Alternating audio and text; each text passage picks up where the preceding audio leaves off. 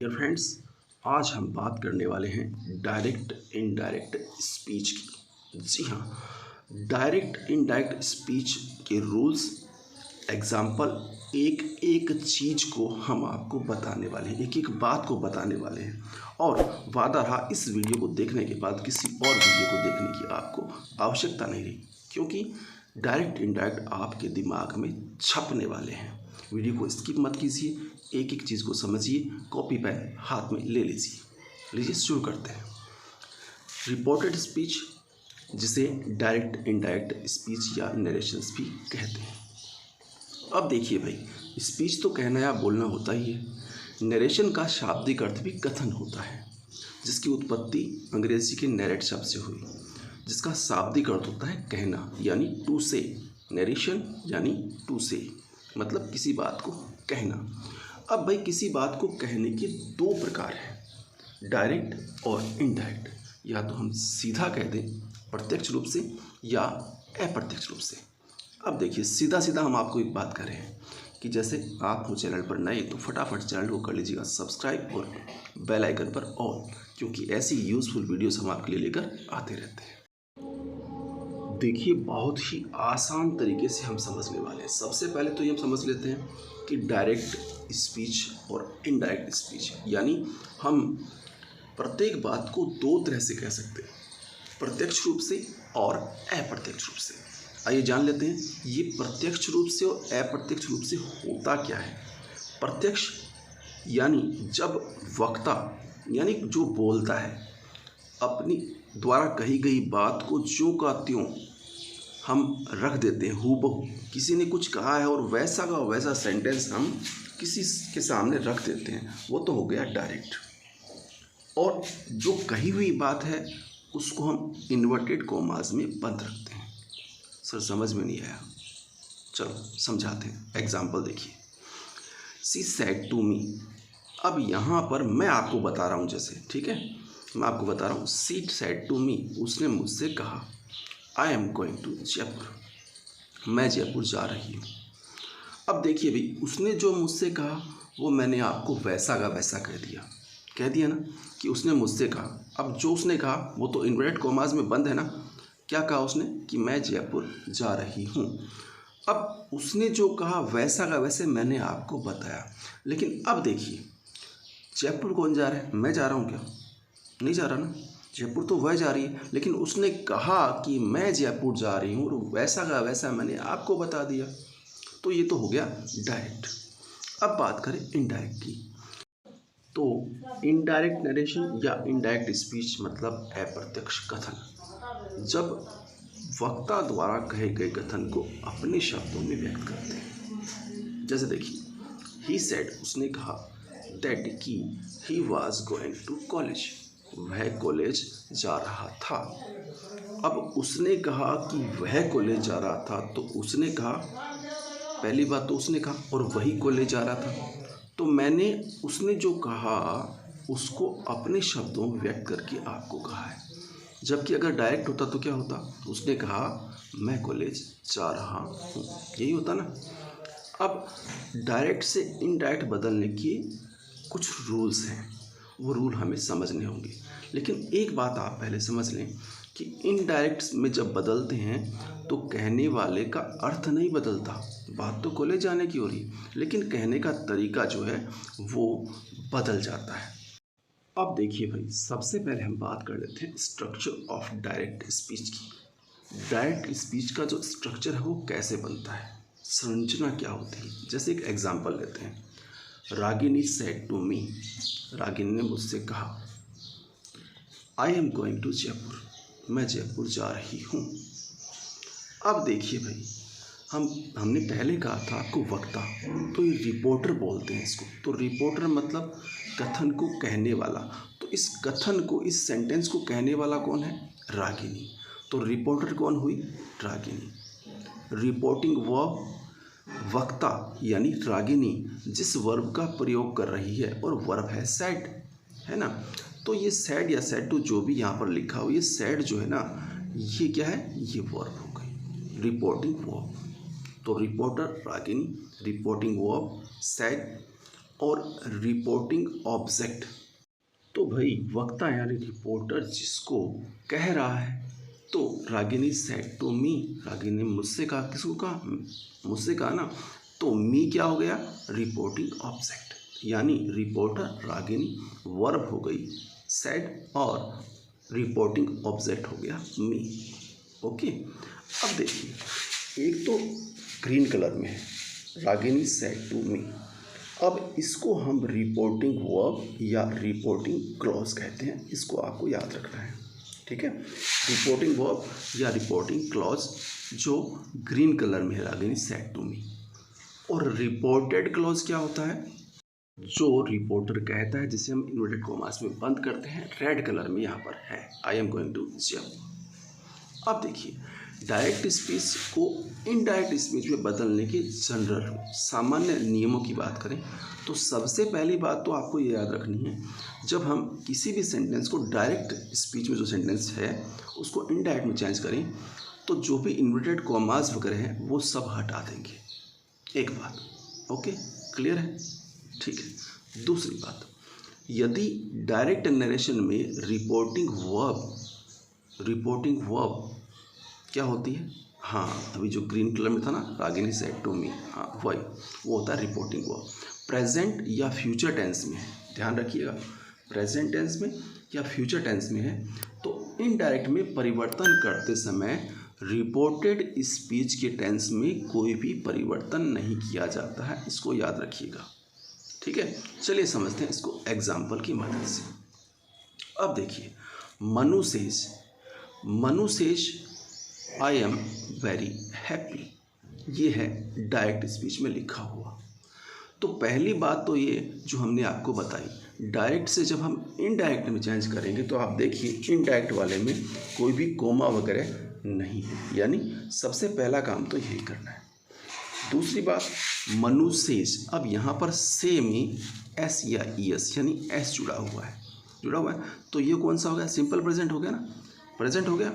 तो अब जैसा कि कहा था प्रेजेंट हो और यहाँ पर ऑब्जेक्ट भी नहीं है, मनु किसको कह रहा है ये हमें पता नहीं है, इसलिए इस सेज को वैसा का वैसा रख देंगे, मनु सेज, उसके बाद कनेक्टिव कंजक्शन दैट लगेगा दोनों वाक्यों को जोड़ने के लिए, और आई कौन है, मनु खुद है जो कि एक लड़का है, तो लड़का यानी ही हो गया, तो आई की जगह ही आ जाएगा। अब देखिए भाई इज एम आर का इज एम आर ही रखना है, क्यों, क्योंकि नियम के द्वारा हम आपको बता रहे हैं, नियम ये कहता है कि अगर ये जो रिपोर्टिंग वर्ब है ये प्रेजेंट में हो, मनु सेज ये प्रेजेंट में है, प्रेजेंट टेंस है ना, तो फिर आगे जो इन्वर्टेड कोमा में बंद है उसका टेंस नहीं बदलता, इसका मतलब इज एम आर का इज एम आर ही रहेगा। तो भाई वहाँ पर आई था तो हमने एम लगा दिया, है ना, लेकिन यहाँ पर ही है क्योंकि आई कौन है, हम डायरेक्ट से इनडायरेक्ट में बदल रहे हैं, आई तो मनु है जो एक लड़का है, तो ही, और ही के साथ में एम नहीं लगा सकते, इज लगाना पड़ेगा। वेरी हैप्पी वैसा का वैसा और फुल स्टॉप।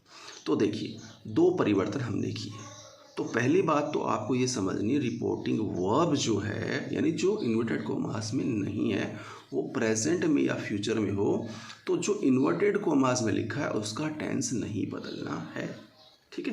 प्रोनाउन चेंज होंगे, सर्वनाम जो है वो चेंज होंगे। और दूसरी बात ये जो इन्वर्टेड कोमास वगैरह वो हमने हटा दिए, दैट को कनेक्टिव के रूप में लगा दिया। भाई जैसे जैसे करते जाएंगे ना वैसे वैसे समझते जाएंगे। देखिए एक और एग्जाम्पल लेते हैं बेटर समझने के लिए। तो दूसरे एग्जाम्पल में ही विल से, वह कहेगा।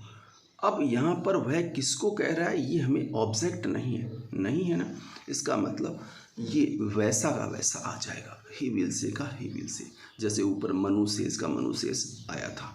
ऑब्जेक्ट नहीं हो तो याद रखना कौन किसको कह रहा है, तो इसमें कोई भी चेंज नहीं होगा। फिर I am a good boy, अब he will say I am a good boy ये डायरेक्ट स्पीच में लिखा हुआ है, कैसे पहचान हुई, हाँ इन्वर्टेड कोमा में बंद है जो कहा गया है। अब इसको इनडायरेक्ट में बदलेंगे तो शुरुआत देखिए कैसे करेंगे। सबसे पहले तो ही विल से का ही विल से ही आएगा, क्योंकि यहाँ पर ही जो है वह किसको कह रहा है, ऑब्जेक्ट नहीं दिया हुआ है, पहली बात। दूसरी बात, ये इन्वर्टेड कॉमाज या कॉमा वगैरह हटा करके दैट कंजक्शन आ जाएगा। अब ही विल से आई, तो आई कौन है, आई तो वो ही खुद ही है ना। तो आई यानी फर्स्ट पर्सन है, इसका मतलब सब्जेक्ट के हिसाब से ही बदलता है। तो भाई आई की जगह हमने लगा दिया ही। अब देखिए यहाँ पर विल से, ये विल शैल विल जो है वो फ्यूचर का होता है, इसका मतलब ये जो रिपोर्टिंग वर्ब क्या है, फ्यूचर टेंस में। तो जो इन्वर्टेड कोमा में बंद है उसका टेंस नहीं बदलेंगे, मतलब इज एम आर का is M R.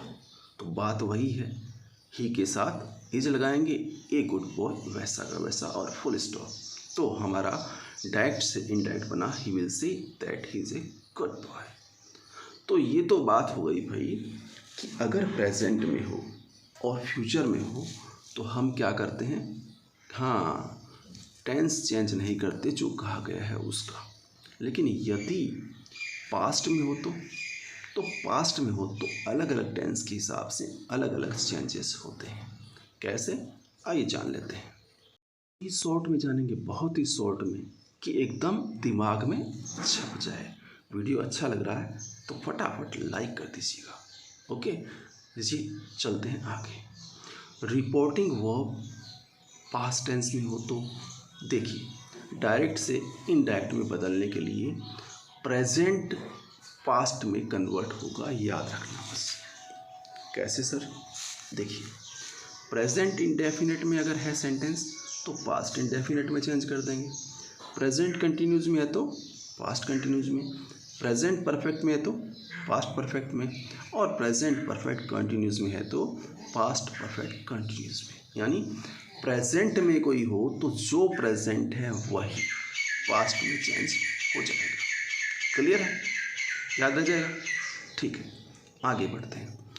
Past indefinite में हो तो पास्ट परफेक्ट में चेंज करना है, पास्ट कंटिन्यूज में हो तो पास्ट परफेक्ट कंटिन्यूज में चेंज करना है, और पास्ट परफेक्ट में हो तो कोई चेंज नहीं होगा, पास्ट परफेक्ट कंटिन्यूस टेंस में हो तो भी कोई चेंज नहीं करेंगे। अब फिलहाल हम इतना समझ लेते हैं। तो देखिए भाई, अब ये रूल कैसे काम करेंगे, कौन सा टेंस कैसे चेंज हो रहा है, देखिए जान लेते हैं बिल्कुल शॉर्ट में। अब यहाँ पर एक बात अपने को और समझनी है आगे बढ़ने से पहले, कि यदि रिपोर्टिंग वर्ब से, सेज, विल से या सेड में रहे तो इनडायरेक्ट स्पीच में भी से का से, सेज का सेज, विल से का विल से, सेड का सेड ही रहेगा, पहली बात। और कब तक रहेगा ये ध्यान रखिएगा। लेकिन यदि रिपोर्टिंग वर्ब के साथ टू लगा हो, इसका मतलब कौन किसको कह रहा है, ऑब्जेक्ट भी साथ में होगा। तो अगर टू लगा है तो सेज से टू है तो टेल में बदलना है, सेज टू है तो टेल्स में बदलना है, और सेड टू है तो टोल्ड में बदलना है। कैसे सर, लीजिए जान लेते हैं कैसे।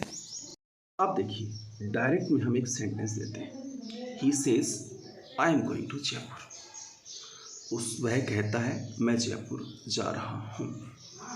अब वह कहता है, खाली सेज है ना, तो देखिए सेज का, हाँ सेज आ गया, ही सेज इनडायरेक्ट में आ गया ना। लेकिन अगर यहाँ पर सेज टू होता तो इस सेज टू को हम क्या करते, टेल्स में बदल देते। समझ में आया, फिर समझिए भाई, ही सेज लिखा हुआ है, अब सेज कौन किसको वह कहता है, अब हमें पता नहीं चल रहा कि वह किसको कहता है, नहीं पता चल रहा ना। दूसरे शब्दों में सेज के बाद में टू नहीं लगाए ना, नहीं लगाए ना, तो फिर सेज को सेज, अगर सेज के बाद टू होता तो टेल्स में बदलते, से होता, से टू होता तो टेल में, और सेड टू होता तो टोल्ड में बदल देते।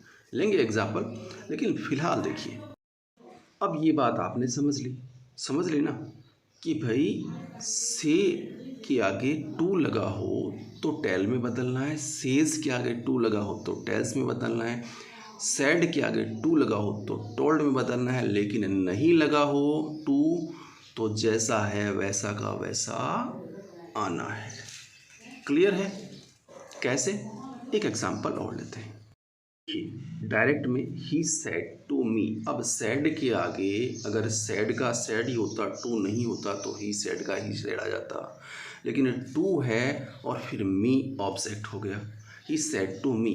तो नीचे देखिए जब डायरेक्ट बनाएंगे से इनडायरेक्ट बनाएंगे तो सेड टू का क्या करना है, टोल्ड करना है, याद रह जाएगा।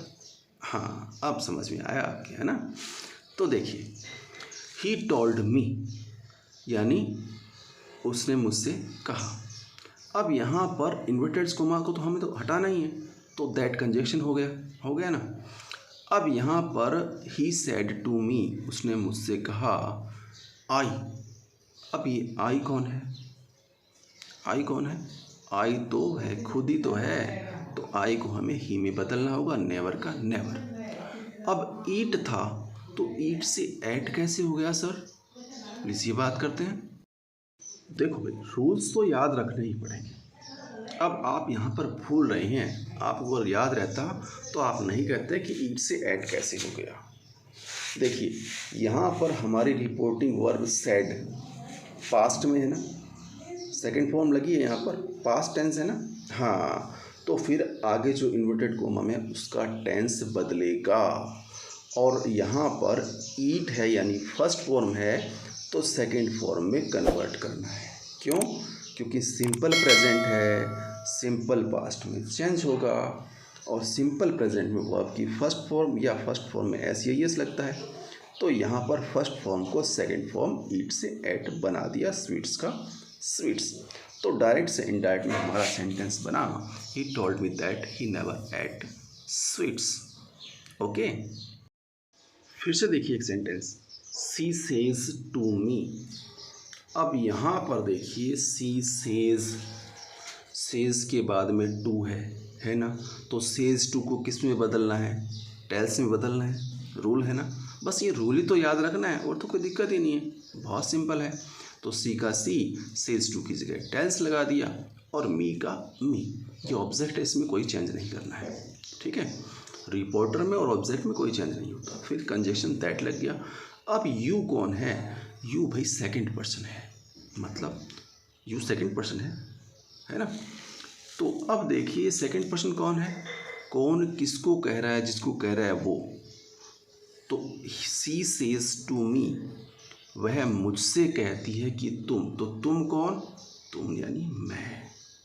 फिर समझ लें, सी सेज टू मी, वह मुझसे कहती है कि तुम, तो तुम कौन, तुम यानी मैं, तो मी यानी आई।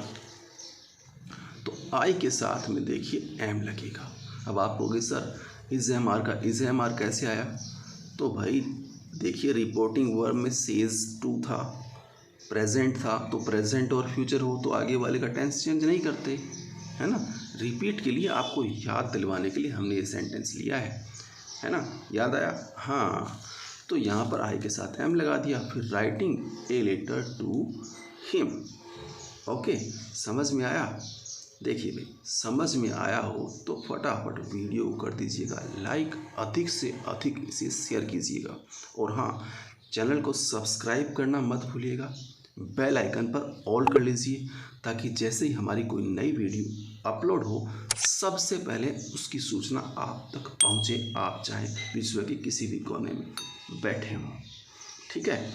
अब देखिए ये थी डायरेक्ट इनडायरेक्ट की शुरुआत। हम डायरेक्ट इनडायरेक्ट के बाकी नियमों को समझेंगे अगले वीडियो में। हंसते रहिए, मुस्कुराते रहिए, चैनल पर आते जाते रहिए। मिलेंगे जल्द ही एक नए वीडियो के साथ, तब तक के लिए नमस्कार।